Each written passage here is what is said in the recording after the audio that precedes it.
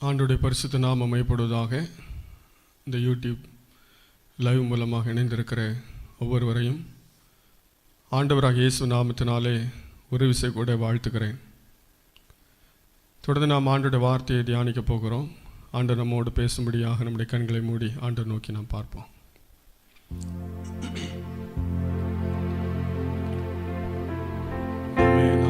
ஆண்டவரை எங்களோடு பேசுகிறப்பா, கர்த்தாவே எங்கள் சபைகளை திறந்தருளும்.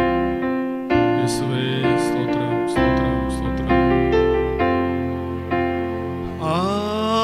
ஆவியானலுள்ளதா ஆவியாமல் பாதுகாப்பா,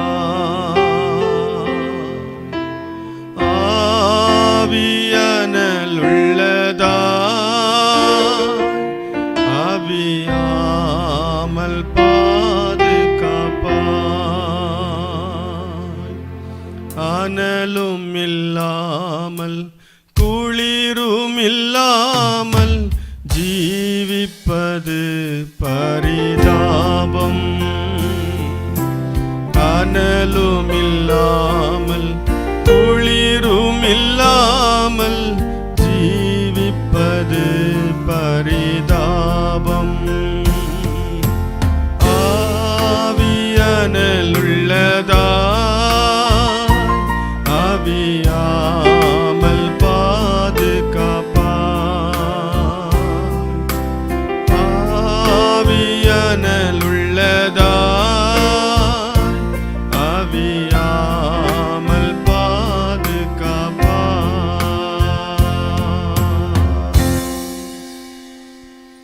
அருமையான நேரத்துக்காக நன்றி செலுத்துகிறப்பா. இந்த வேளையில் நாங்கள் இந்த வேத வசனத்தை வாசித்து தியானிக்க போகிறோம். எங்களோடு பேசுங்க, எங்கள் இருதயங்கள் எல்லாம் திறந்தருளும்.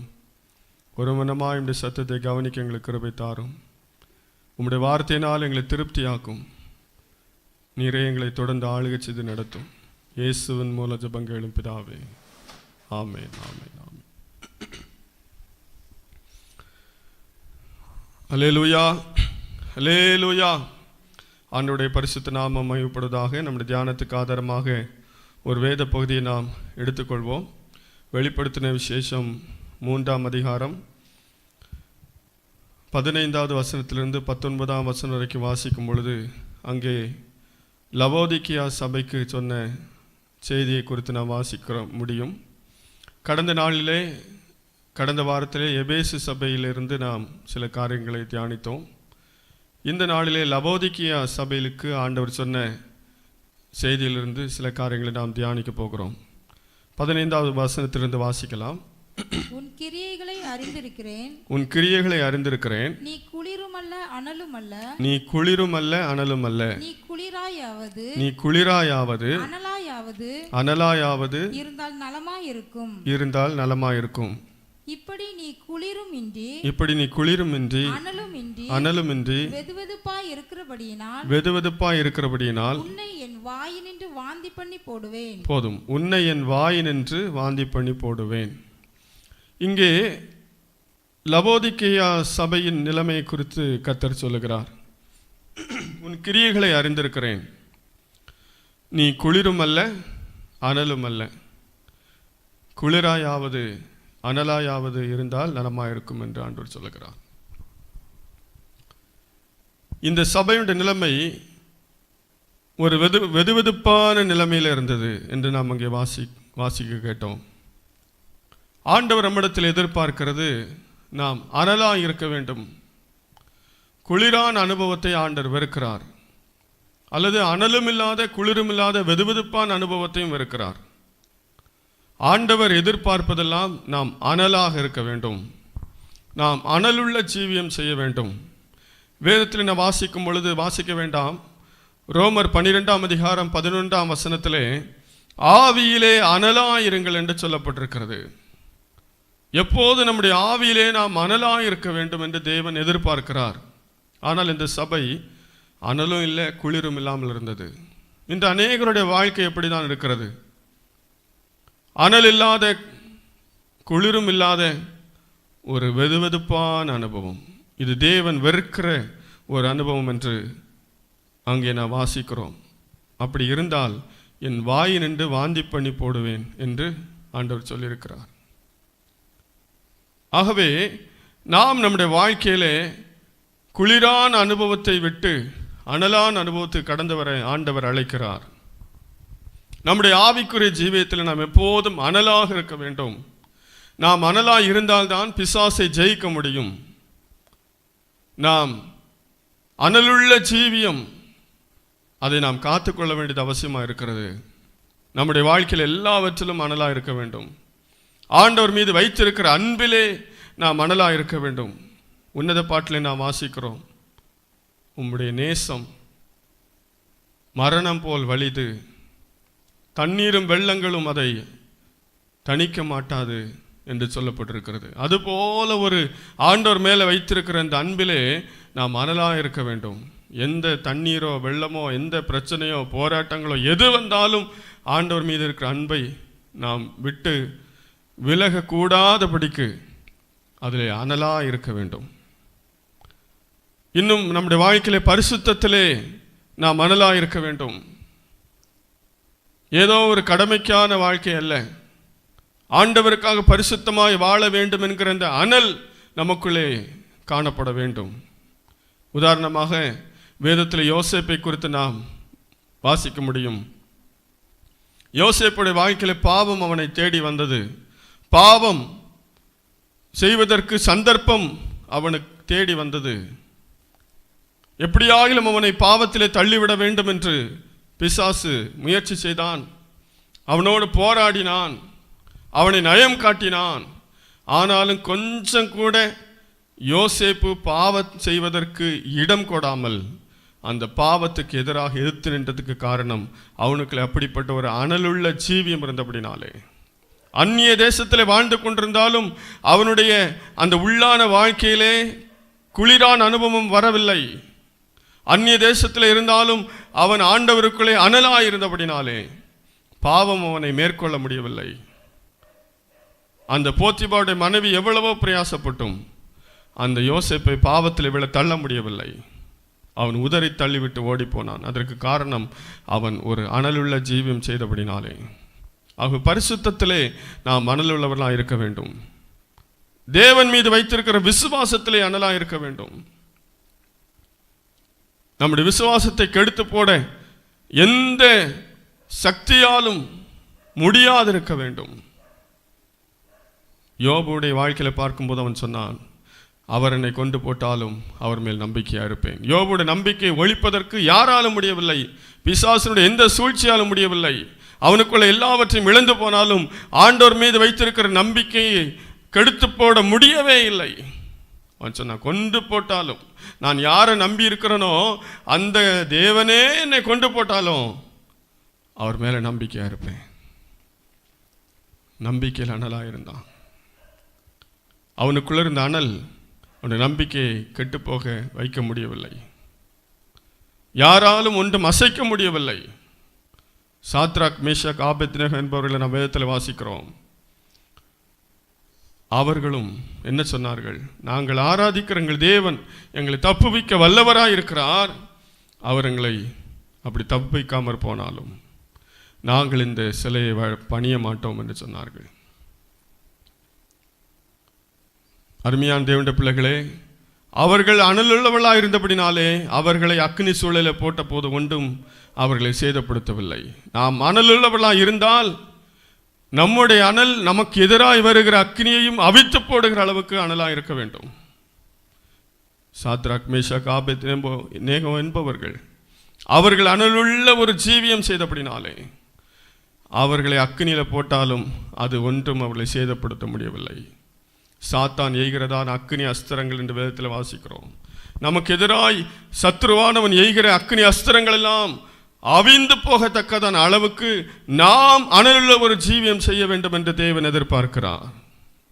நாம் அனலாக இருக்கிறோமா அல்லது குளிராக இருக்கிறோமா? நாம் அனலாக இருந்தால் பிசாசை ஜெயிக்க முடியும்.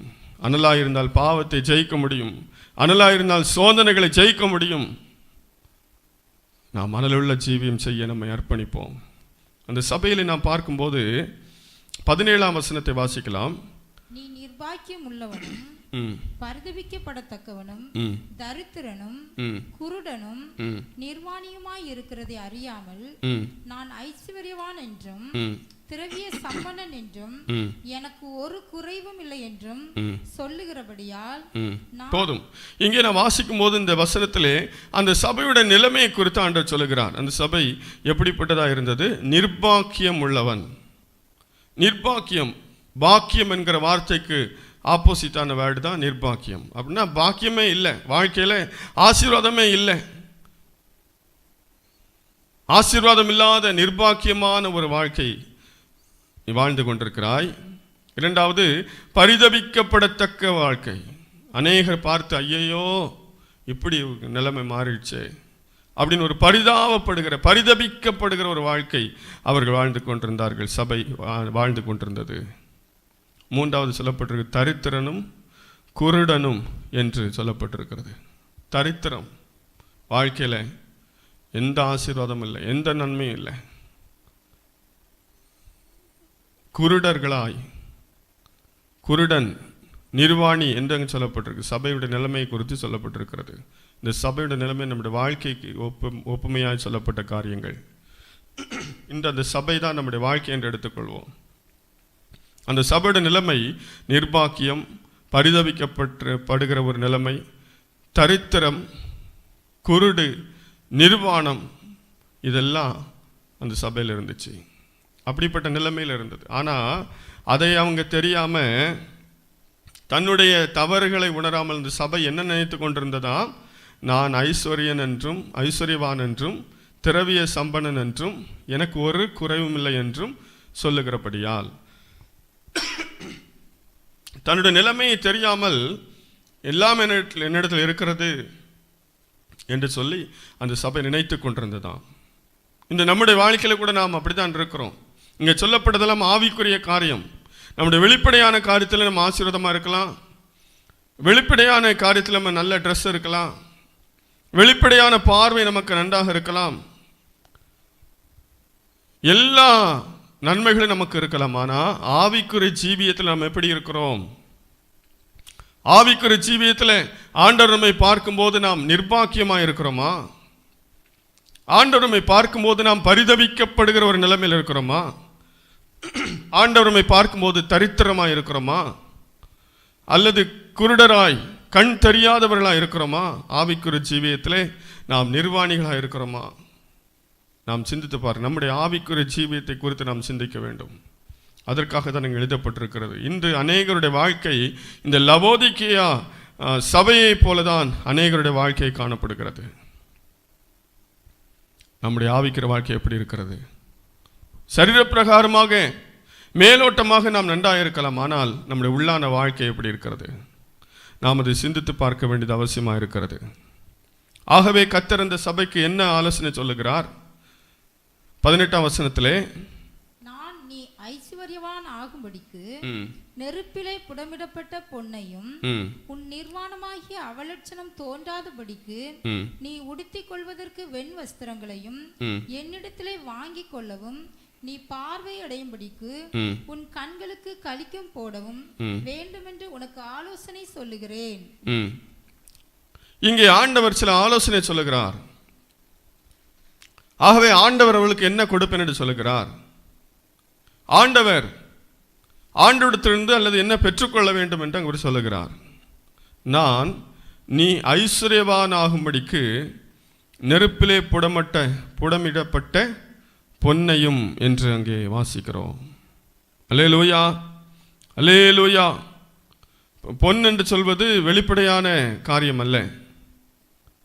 ஆகவே உன்னுடைய வாழ்க்கையில் இருக்கிற தரித்திரம் நீங்க வேண்டுமானால், உன் நிர்பாக்கியம் நீங்க வேண்டுமானால், பரிதவிக்கப்படுகிற உன் வாழ்க்கை மாற வேண்டுமானால், நீ என்னிடத்தில் பொன்னை கேட்டு பெற்றுக்கொள்.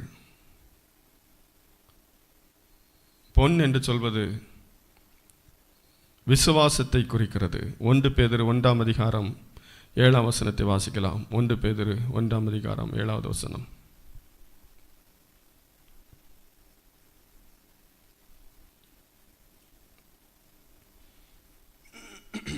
அழிந்து போகிற பொன் அழிந்து போகிற பொன் அக்னியினாலே சோதிக்கப்படும். அக்னியினாலே சோதிக்கப்படும். அதை பார்க்கிலும் அதிக விலையேற பெற்றதாய் இருக்கிற உங்கள் விசுவாசம் சோதிக்கப்பட்டு இயேசு கிறிஸ்து வெளிப்படும் போது உங்களுக்கு புகழ்ச்சியும் கனமும் மகிமையும் உண்டாக காணப்படும். அப்ப அழிந்து போகிற பொன்னும் விசுவாசமும் அங்கே ஒப்பிடப்படுகிறது. நாம் ஆவிக்குரிய ஜீவியத்திலே ஐஸ்வர்யவான்களாக மாற வேண்டுமானால், ஆவிக்குரிய ஜீவியத்திலே நாம் எல்லா ஆசீர்வாதங்களையும் பெற்றுக்கொண்டவர்களாக இருக்க வேண்டுமானால் நமக்கு அடிப்படையாக தேவையானது விசுவாசம். ஆகவே விசுவாசத்தை நீ கேட்டு பெற்றுக்கொள். உனக்கு விசுவாசம் தேவை. விசுவாசம் இல்லாமல் ஆண்டவருக்கு பிரியமாக இருக்க முடியாது என்று நாம் வேதத்தில் வாசிக்கிறோம். விசுவாசம் இல்லாமல் நாம் பரிசுத்த ஜீவியம் செய்ய முடியாது. விசுவாசம் இல்லாமல் எந்த ஆவிக்குரிய நன்மைகளையும் ஆவிக்குரிய ஆசீர்வாதங்களையும் நாம் பெற்றுக்கொள்ள முடியாது. ஆகவே ஆவிக்குரிய ஜீவியத்தில் நாம் ஆசீர்வாதமாக இருக்க வேண்டுமானால் நாம் ஆண்டோடைய வார்த்தைகளை விசுவாசிக்க வேண்டும். ஆண்டவர் மேலே நாம் முழுமையான விசுவாசம் உள்ளவர்களாய் நாம் காணப்பட வேண்டும். அப்போதுதான் நம்முடைய ஆவிக்குரிய வாழ்க்கையில் இருக்கிற தரித்திரம் எல்லாம் நம்மை விட்டு போகும். நம்முடைய ஆவிக்குரிய வாழ்க்கையில் என்ன தரித்திரம் இருக்கிறது, என்ன ஆசீர்வாத குறைவு இருக்கிறது? சிலருடைய வாழ்க்கையை நாம் பார்ப்போமானால் ஆவிக்குரிய ஜீவியத்தில் வளர்ச்சியே இல்லாமல் இருப்பாங்க. காலகாலமாக சபையில் வருவாங்க, ஆராதிப்பாங்க, பாடுவாங்க, பிரசங்கத்தை கேட்பாங்க, கரெக்டாக வந்துடுவாங்க, காணிக்கை செலுத்துவாங்க, எல்லாம் கரெக்டாக பண்ணுவாங்க. ஆனால் அவங்க ஆவிக்குரிய ஜீவியத்தில் எந்த ஒரு வளர்ச்சியுமே இல்லாமல்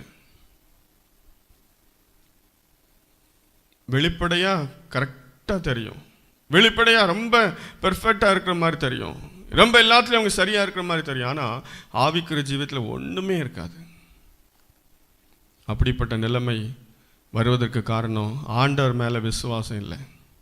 சும்மா ஏதோ ஒரு பாரம்பரியமான கிறிஸ்தவ வாழ்க்கை, ஒரு கடமைக்கான கிறிஸ்தவ வாழ்க்கை, அல்லது நாம் கிறிஸ்தவர்கள் என்று காட்டிக்கொள்ள வேண்டும், நாம் சரியாக ஆலயத்துக்கு போகிறோம் என்று காட்டிக்கொள்ள வேண்டும் என்று சிலர் நினைத்து தங்களை தாங்களே ஏமாற்றிக் கொள்கிறார்கள். அப்படிப்பட்ட நிலைமையில்தான் இந்த பிலதெல்பியா லவோதிக்கியா சபை இருந்தது.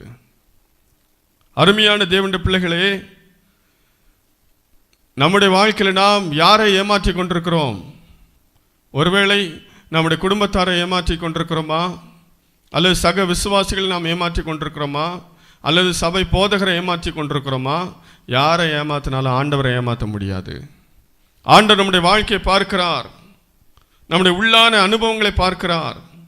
வெளியில் பார்ப்பவர்களுக்கு நாம் ஆராதிப்பது போலவும் பாடுவது போலவும் எல்லாவற்றிலும் சரியாக இருப்பது போலவும் பரிசுத்தமாக இருப்பது போலவும் தெரியும். ஆனால் உள்ளான வாழ்க்கை கர்த்தர் பார்க்கிறார். மனுஷன் முகத்தை பார்க்கிறான், கர்த்தரோ இருதயத்தை பார்க்கிறார் என்று வேதத்தில் வாசிப்பது போல நம்முடைய ஆவிக்குரிய ஜீவியத்திலே ஆசீர்வாதம் இல்லை.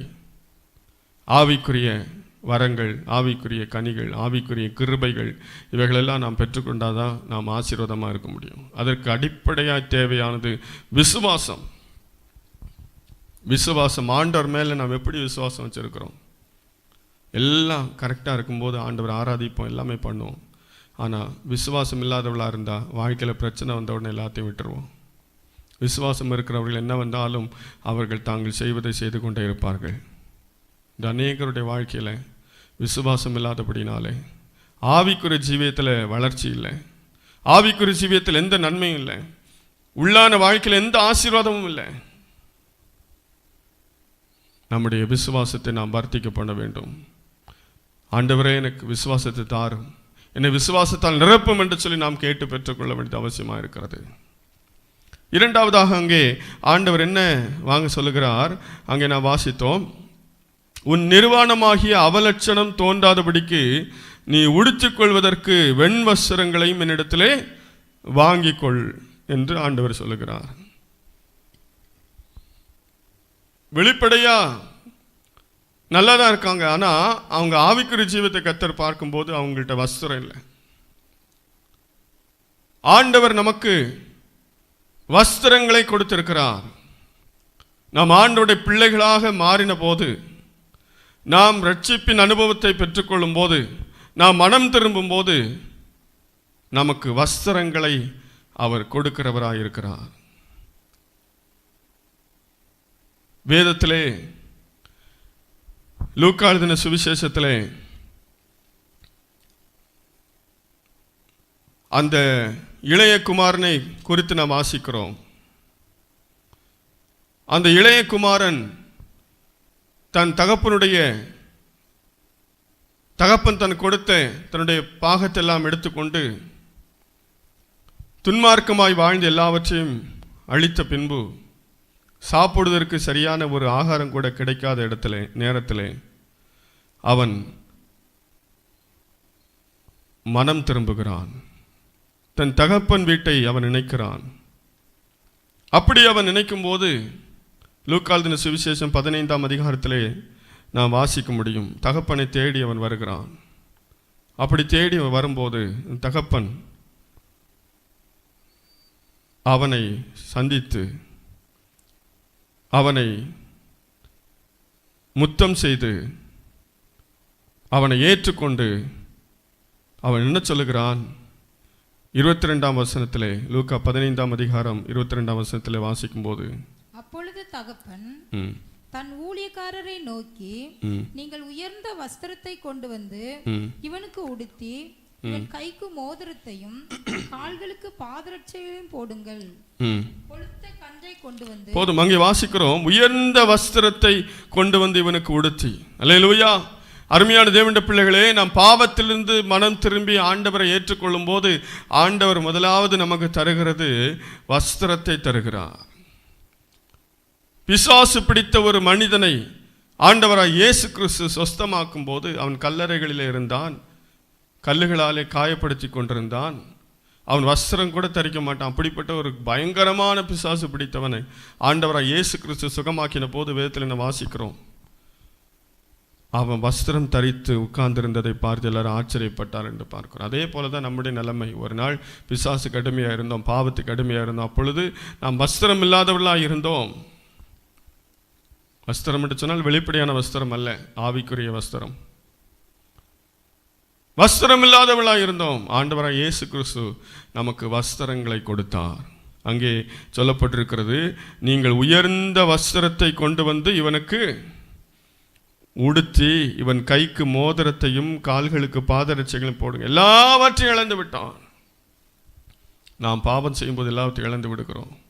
நாம் ஆலயத்துக்கு வரலாம், ஆராதிக்கலாம், பாடலாம். ஆனால் நாம் பாவம் செய்யும் போது நாம் தேவ சமூகத்தில் வந்து எப்படி அமர்ந்திருக்கிறோம் நமக்கு தெரியல. ஆனால் ஆண்டவர் நம்மை பார்க்கிறார். நாம் ஒன்றுமில்லாதவளாக இருந்து கொண்டிருக்கிறோம். பாதரட்சை இல்லை, ஆண்டவர் கொடுத்த வஸ்திரங்கள் இல்லை. அப்படிப்பட்ட நிலைமையிலே ஆண்டவர் நம்மை பார்க்கும்போது எப்படி இருக்கு? அதான் சொல்லப்பட்டிருக்கு, பரிதவிக்கப்பட்ட நிலைமை, நிர்பாக்கியமான நிலைமை. இன்று சபைகளிலே அநேகரோட நிலைமை இப்படிதான் இருக்கிறது. வெளியே பார்ப்பதற்கு தெரியவில்லை, ஆனால் கர்த்தர் உள்ளத்தை பார்க்கிறார். இங்கே உயர்ந்த வஸ்திரத்தை கொண்டு வந்து இவனுக்கு உடுத்துங்கள். இந்த உலகத்திலே நாம் அணிந்திருக்கிற வஸ்திரமெல்லாம் அழிந்து போகும். நாம் எவ்வளவு விலையேறப்பட்ட வஸ்திரம் தரித்தாலும் அது கெட்டுப்போகும். ஆனால் ஆண்டவர் நமக்கு தந்திருக்கிற வஸ்திரம் தான் உயர்ந்த வஸ்திரம். தேவன் நமக்கு கொடுத்திருக்கிற வஸ்திரம் உயர்ந்த வஸ்திரம். அதை நாம் இழந்து விடவே கூடாது. அது கிடைப்பது மிகவும் கடினமான காரியம். ஆகவே ஆண்டவர் சொல்லுகிறார், நீ வஸ்திரத்தை வாங்கி உடுத்திக்கொள். ஆண்டவர் நமக்கு தந்த வஸ்திரம் என்ன வஸ்திரம்? ஏசாயா 61ஆம் அதிகாரம் 10ஆம் வசனத்தை வாசிக்கலாம். ஏசாயா 61:10. கர்த்தருக்குள் பூரிப்பாய் மகிழ்கிறேன், என் தேவனுக்குள் என் ஆத்துமா களி கூர்ந்து இருக்கிறது. மணவாளன் ஆபரணங்களினால் தன்னை அலங்கரித்துக் கொள்ளுகிறதற்கும் மணவாட்டி நகைகளினால் தன்னை சிங்காரித்துக் கொள்ளுகிறதற்கும் ஒப்பாக அவர் இரட்சிப்பின் வஸ்திரங்களை எனக்கு உடுத்தி நீதியின் சால்வையை எனக்கு தரித்தார். நீதியின் சால்வை எனக்கு தரித்தார். அல்லேலூயா, அல்லேலூயா. அவர் இரட்சிப்பின் வஸ்திரத்தை நமக்கு தந்தார், நீதியின் சால்வை நமக்கு தந்தார். ஆனால் அதெல்லாம் நம்ம இழந்துட்டோம். நிறைய பேர், சில பேர் அதை இழந்து விட்டோம். அந்த லவோதிக்கியா சபையுடைய நிலைமை அப்படிதான் இருந்தது. அருமையான தேவனுடைய பிள்ளைகளே, நாம் சற்று நம்மை ஆராய்ந்து பார்க்க வேண்டியது அவசியமாக இருக்கிறது. ஆண்டவர் தந்த விலையேறப்பட்ட வஸ்திரம், ரட்சிப்பின் வஸ்திரம், இந்த உலகத்தில் எங்கும் கிடைக்காத வஸ்திரம், யாராலும் கொடுக்காத வஸ்திரம், கொடுக்க முடியாத வஸ்திரம் அவர் மாத்திரமே தர முடியும். ஆகவேதான் அது உயர்ந்த வஸ்திரம். அதை வேற எந்த கடையில் போய் வாங்க முடியாது. அதனால தான் சொன்னார், நீ அந்த 18ஆம் வசனத்தில் வாசித்து நீ வாங்கிக்கொள். வெளிப்படுத்தின விசேஷம் 3ஆம் அதிகாரத்தில் 18ஆம் வசனத்தில் நம்ம வாசிக்கும்போது அங்கே என்னிடத்தில் வாங்கிக்கொள், அந்த கடை ஆண்டவர் மட்டும்தான் வச்சுருக்காரு. அல்லேலூயா. அந்த கடை வேற எங்கேயும் கிடையாது. அந்த ட்ரெஸ் ஆண்டவருடைய கடையில் தான் கிடைக்கும். ஆண்டவர் தான் அந்த வஸ்திரத்தை வச்சிருக்கிறார். ஆகவே அவர் சொல்றாரு, உடுத்திக் கொள்வதற்கு வெண் வஸ்திரங்கள் என்னிடத்தில் வாங்கிக்கொள். வேற எங்க போனாலும் கிடைக்காது. அப்படிப்பட்ட வஸ்திரத்தை தேவன் நமக்கு வைத்திருக்கிறார். சிலர் அதை வாங்கி அதை இழந்திருக்கிறார்கள். நம்முடைய ரட்சிப்பின் வஸ்திரத்தை இழந்து விட்டோமா? இழந்து நிர்வாணிகளைப் போல இருக்கிறோமா? ஆண்டவர்கிட்ட இன்னைக்கு வாங்கிக்கோங்க. இந்த ஆண்டவர் உங்களோடு பேசிக் கொண்டிருக்கிறார். ரட்சிப்பின் வஸ்திரத்தை அவரிடத்தில் வாங்கிக் கொள்வோம். நீதியின் சால்வை எங்க? நம்முடைய நிர்வாணம் மூடப்படும்படியாய் ஆண்டவரிடத்தில் நீ கேட்டு பெற்றுக்கொள் என்று அங்கே சொல்லப்படுது போல ஆண்டவர்கிட்ட, ஆண்டவரே ரட்சிப்பு வஸ்திரத்தை எனக்கு தாங்கப்பா. 3வது அங்கு சொல்லப்பட்ட ஆலோசனை, உன் கண்களுக்கு களிக்கம் போடவும் என்று அங்கே சொல்லப்பட்டிருக்கிறது. உன் கண்களுக்கு களிக்கம் போட வேண்டும். ஆண்டவர் அந்த சபையினுடைய கண்ணை டெஸ்ட் பண்றார். கண்களை பரிசோதித்து பார்க்கும்போது அதில் குறைவு இருக்கிறது. அந்த கண் சரியில்லை, மங்களா இருக்கிறது. அந்த கண் தெளிவில்லை, அந்த கண்ணில் பார்வை இல்லை. நம்ம ஒரு டாக்டர்கிட்ட போனோம், நம்முடைய கண்ணை செக் பண்ண போனோன்னா அவங்க செக் பண்ணி பார்த்துட்டு அதில் இருக்க குறைகளை சொல்லுவாங்க. இதில் கிட்ட பார்வை இல்லை, தூர பார்வை இல்லை, அல்லது மங்கலாக இருக்குது, அல்லது இல்லை பூ வளர்ந்துருக்குது, ஏதாவது அதில் பிரச்சனை இருக்குதா அது சொல்லி அதுக்கு இந்த மருந்து யூஸ் பண்ணுங்க, அல்லது இந்த டேப்லெட்டை போடுங்க, அல்லது இந்த இன்ஜெக்ஷன் பண்ணணும், அல்லது ஆப்ரேஷன் பண்ணணும், ஏதோ ஒன்று சொல்கிறாங்க. அதே போல் நம்முடைய பரம வைத்தியராகிய கர்த்தர் அந்த சபையை பார்க்கும்போது அவர்கள் குருடர்களாக இருந்தார்கள். அவங்களுக்கு ஒன்றுமே தெரில. 17ஆம் வசனத்தில் வாசித்தோம், குருடன் என்று சொல்லப்பட்டிருக்கிறது. ஆனால் வெளியே பார்க்கறதுக்கெல்லாம் நம்ம கண்ணு நல்லா தான் இருக்குது. நம்ம கண்ணில் பைபிள் வாசிக்க முடியும், நியூஸ் பேப்பர் வாசிக்க முடியும், டிவி பார்க்க முடியும், எல்லா பொருட்களையும் பார்க்க முடியும். ஆனால் நம்முடைய ஆவிக்குரிய கண் குருடாக இருக்கிறது. அதுக்கு மருந்து போடணும். கலிக்கம் என்று சொல்வது கண்களுக்கு போடுகிற ஒரு மருந்து, அதுதான் கலிக்கம். ஆகவே அந்த கலிக்கம் போட வேண்டும். எப்படி கண்களுக்கு இந்த உலக பிரகாரமான அந்த டாக்டர் பரிகாரிகள் அவங்க நிறைய ட்ராப்ஸ் மெடிசன்லாம் வச்சுருக்காங்க. அதே போல் நமக்கு என்ன மெடிசன் ஆண்டு வச்சிருக்கிறாரு? சங்கீதம் 19ஆம் சங்கீதம் 8ஆம் வசனத்தை வாசிக்கலாம். 19ஆவது சங்கீதம் 8ஆவது வசனம். கர்த்தருடைய நியாயங்கள் செம்மையும், கர்த்தருடைய நியாயங்கள் செம்மையும், இருதயத்தை சந்தோஷிப்பிக்கிறதுமாய் இருக்கிறது, இருதயத்தை சந்தோஷிப்பிக்கிறதுமாய் இருக்கிறது. கர்த்தருடைய கற்பனை தூய்மையும், கர்த்தருடைய கற்பனை தூய்மையும், கண்களை தெளிவிக்கிறதுமாய் இருக்கிறது, கண்களை தெளிவிக்கிறதுமாய் இருக்கிறது. நம்முடைய கண்களை தெளிவிக்கிறது ஆண்டவருடைய வார்த்தை, கர்த்தருடைய கற்பனை. அவருடைய கற்பனைகளுக்கு நாம் கீழ்ப்படியும் போது, அவருடைய கற்பனைகளை வாசித்து தியானித்து அதன்படி நடக்கும்போது நம்முடைய ஆவிக்குரிய கண்கள் திறக்கப்படும். அல்லேலூயா, அல்லேலூயா. இன்று அநேகர் வேதத்திற்கு முக்கியத்துவம் கொடுப்பதில்லை, வேத தியானத்திற்கு முக்கியத்துவம் கொடுப்பதில்லை. ஆண்டவர் வேதத்தின் மூலமாக பேசுவதற்கு முக்கியத்துவம் கொடுப்பதில்லை. வேத வசனம்தான் நம்முடைய கண்களுக்கு தெளிவை உண்டாக்கும். வேத வசனம் நமக்கு தெரியவில்லை, சத்தியம் நமக்கு தெரியவில்லை என்றால் நாம் குருடராக இருக்கிறோம். ஆகவே ஆண்டவர் வேதத்தின் மூலமாக நம்மோடு பேசுகிறார். வேதம் என்று சொல்வது நாம் ஏதோ கடமைக்காக படிக்கிற ஒரு புத்தகம் அல்ல, அல்லது நாம் அறிந்து கொள்வதற்காக படிக்கிற ஒரு ஆராய்ச்சி புத்தகம் அல்ல, ஒரு சரித்திர புத்தகம் மாத்திரம் அல்ல. சரித்திர புத்தகம்தான். ஆனால் இந்த வேதத்தை நாம் எப்படி வாசிக்க வேண்டும்? ஆண்டவர் நம்மோடு பேச வேண்டும் அல்லது பேசுகிறார் என்கிற எண்ணத்தோடு இந்த வேத வசனங்களை வாசித்தால் மாத்திரமே நாம் கண்கள் தெளிவாக்கப்பட முடியும். நிறைய பேர் பைபிளை வாசிக்கிறோம். எப்படி வாசிக்கிறோம்? காலையில் எழுந்த உடனே ஒரு பைபிள் ஒரு அதிகாரம் வாசித்தாதான் அந்த நாள் முழுதும் நமக்கு ஆசீர்வாதமாக இருக்கும் அப்படின்னு நினச்சி வாசிக்கிறோம். அல்லது நான் வெளியே போகும்போது ஒரு அதிகாரம் வாசிச்சுட்டு போனால் தான் வாகனத்தெல்லாம் கர்த்தர் பாதுகாப்பார், எந்த ஆக்சிடெண்ட்டும் நடக்காது, எந்த பிரச்சனையும் வராது, அதுக்காக பைபிள் வாசிக்கலாம்.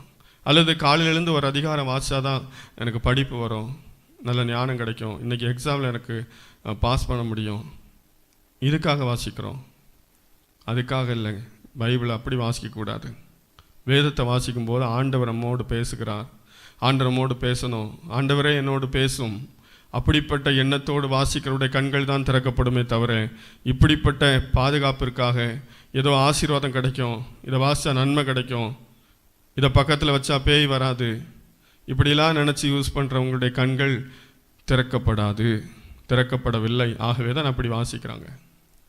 வேத வசனத்தை வாசிக்கும் போது நம்முடைய எண்ணத்தில் இது ஆண்டோட வார்த்தை, ஜீவனுள்ள வார்த்தை, இன்னைக்கு ஆண்டு நாங்கள் கூட பேசுவார், யாரெல்லாமோ நம்மக்கிட்ட பேசணும்னு ஆசைப்படுறோம், ஆனால் ஆண்டவர் நம்ம கூட பேசணும்னு ஆசைப்படுறோமா அப்படின்னா அந்த வேதத்தை அப்படிப்பட்ட விதத்தில் வாசிக்கணும்.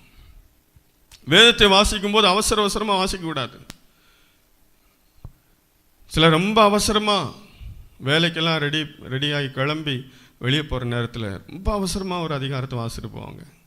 சாதாரணமாக 5 நிமிடத்தில் வாசிக்கலாம் அப்படின்னா அவங்க 2 நிமிஷத்தில் வாசித்துருவாங்க. அவ்வளோ வேகம். அதில் என்ன பிரயோஜனம்? ஒரு பிரயோஜனம் இல்லை. 1% கூட பிரயோஜனம் கிடையாது.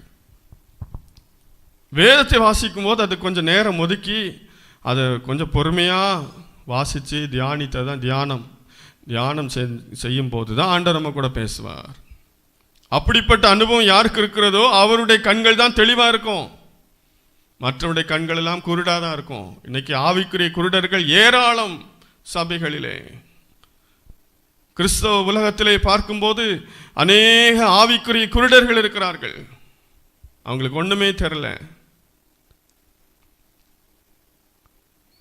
ஆனால் எல்லாமே தெரியும் நினச்சிட்டு இருப்பாங்களாம். லவோதிக்கேயா சபையில் அப்படி தான் இருந்தாங்க. நிலைமை எப்படி இருந்தோம் நீ அறியாமல் எனக்கு ஒரு குறையும் இல்லை என்று சொல்லுகிறபடியால் கர்த்தர் இன்று உன் குறைகளை பார்க்கிறார். மனுஷனுக்கு தெரியாது, கர்த்தருக்கு தெரியும். அருமையான தேவனுடைய பிள்ளையே, ஆக வேத வசனத்தை நாம் சரியான விதத்தில் வாசிக்க வேண்டும்.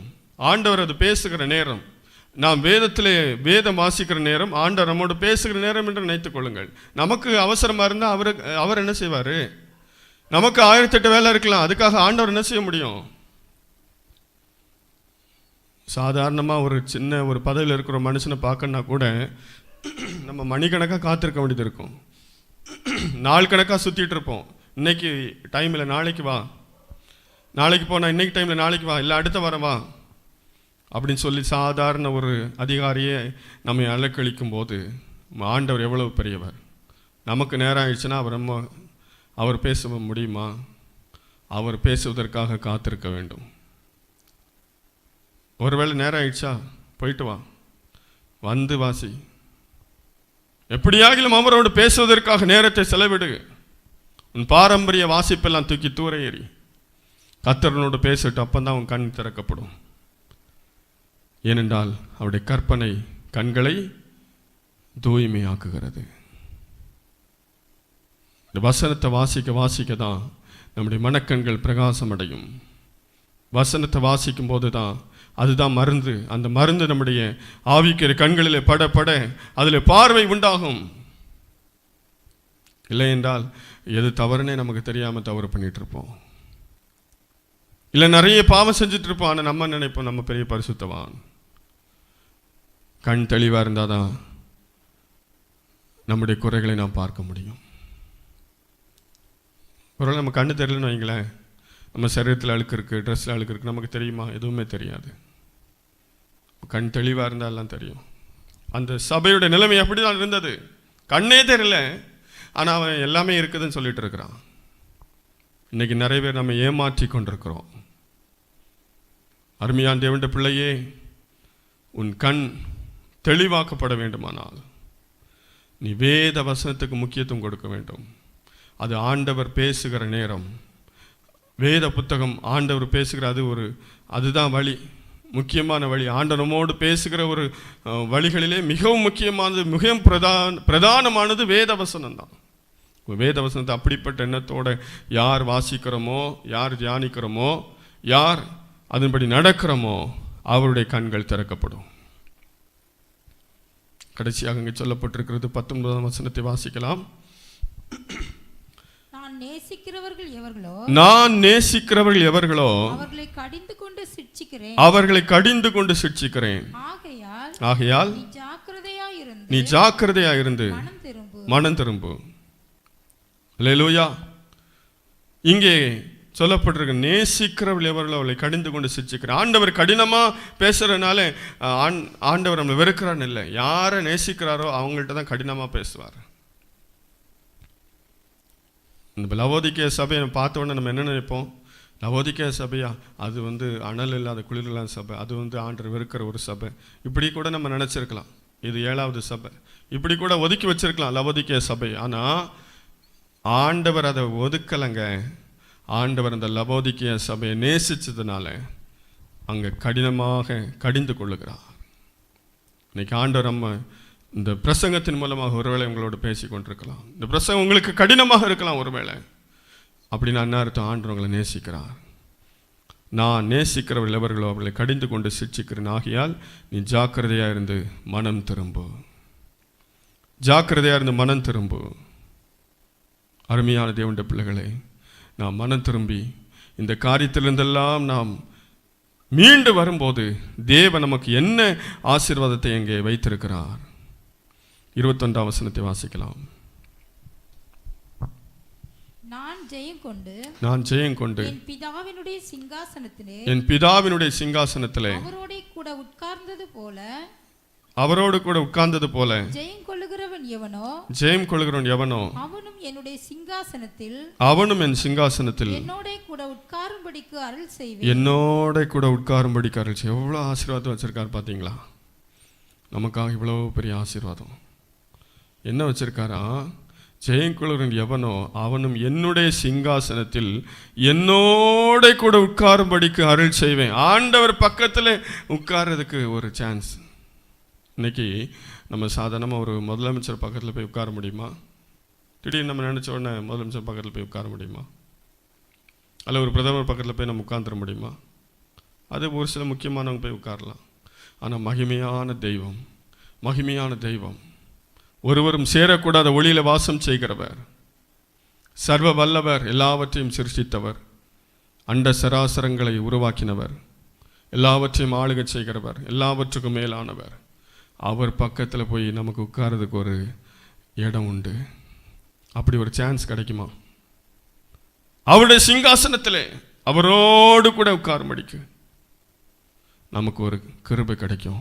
அதை வச்சிருக்கிறாரு. மனம் திரும்பினா அது கிடைக்கும். அருமையான தேவனுடைய பிள்ளைகளை, மனம் திரும்ப வேண்டும்.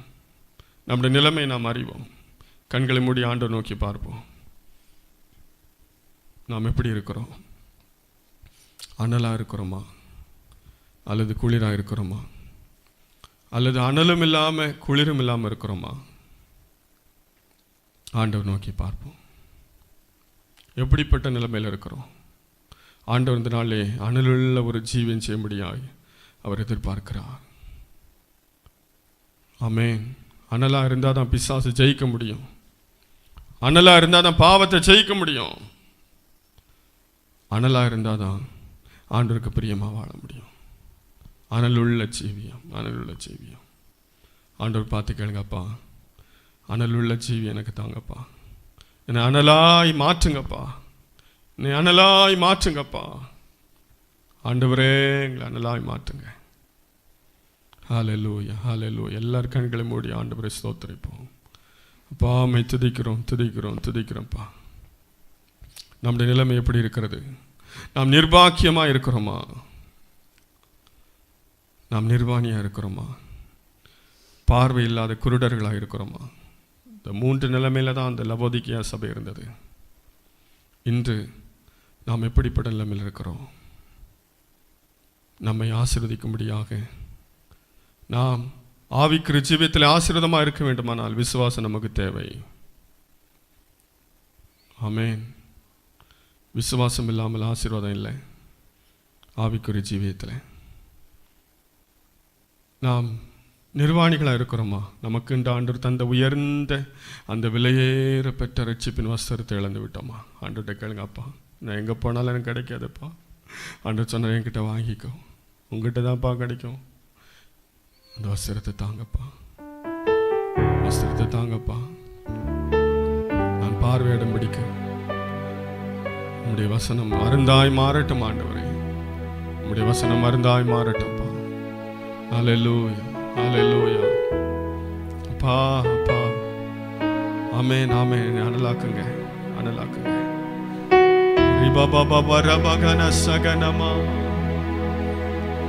ஆவியான எங்கள் அன்பு தெய்வமே, அடியோரை ஆட்கொண்டு நடத்துமே. ஆவியான எங்கள் அன்பு தெய்வமே, அடியோரை ஆட்கொண்டு நடத்துமே. ஆட்கொண்டு எங்களை அனலாக்கும், ஆட்கொண்டு எங்களை அனலாக்கும். அன்பினால் இன்று அலங்கரியும், அன்பினால் இன்று அலங்கரியும். ஆவியான எங்கள் அன்பு தெய்வமே, அடியோரை ஆட்கொண்டு நடத்துமே. ஆவியான எங்கள் அன்பு தெய்வமே, அடியோரை ஆட்கொண்டு நடத்துமே. சாவுக்கேதுவான எங்கள் சரீரங்களை உயிர் பெறச் செய்பவரே, சாவுக்கேதுவான எங்கள் சரீரங்களை உயிர் பெறச் செய்பவரே. சரீரங்களின் தீய செயல்களையே சாகடிக்க வாருமையா. சரீரங்களின் தீய செயல்களையே சாகடிக்க வாருமையா. ஆட்கொண்டு எங்களை அனலாக்கும், ஆமென். ஆட்கொண்டு எங்களை அனலாக்கும். அன்பினால் இன்று அலங்கரியும், அன்பினால் இன்று அலங்கரியும். ஆவியான எங்கள் அன்பு தெய்வமே, அடியோரை ஆட்கொண்டு நடத்துமே. ஆமென். ஆவியான எங்கள் அன்பு தெய்வமே, அடியோரை ஆட்கொண்டு நடத்துமே. மனதை புதிதாக்கும் மன்னவனே, மறுரூபமாக்குமையா. மனதை புதிதாக்கும் மன்னவனே, மறுரூபமாக்குமையா. ராஜாவின் இரண்டாம் வருகைக்காக எந்நாளும் ஏங்க செய்யும். இயேசு ராஜாவின் இரண்டாம் வருகைக்காக எந்நாளும் ஏங்க செய்யும். சொல்லுவோம். ஆட்கொண்டு எங்களை அனலாக்கும், ஆட்கொண்டு எங்களை அனலாக்கும். அன்பினால் இன்று அலங்கரியும், அன்பினால் இன்று அலங்கரியும். ஆவியான எங்கள் அன்பு தெய்வமே, ஆமென். அடியோரை ஆட்கொண்டு நடத்துமே. ஆவியான எங்கள் அன்பு தெய்வமே, அடியோரை ஆட்கொண்டு நடத்துமே. ஆமென். ஆவியான எங்கள் அன்பு தெய்வமே, அடியோரை ஆட்கொண்டு நடத்துமே. ஆவியான எங்கள் அன்பு தெய்வமே, சொல்லுங்க சொல்லுங்க. அடியோரை ஆட்கொண்டு நடத்துமே. ஆமென். அல்லேலூயா. ஆட்கொண்டு எங்களை அனலாக்கும். அன்பினால் இன்று அலங்கரியும், அன்பினால் இன்று அலங்கரியும்.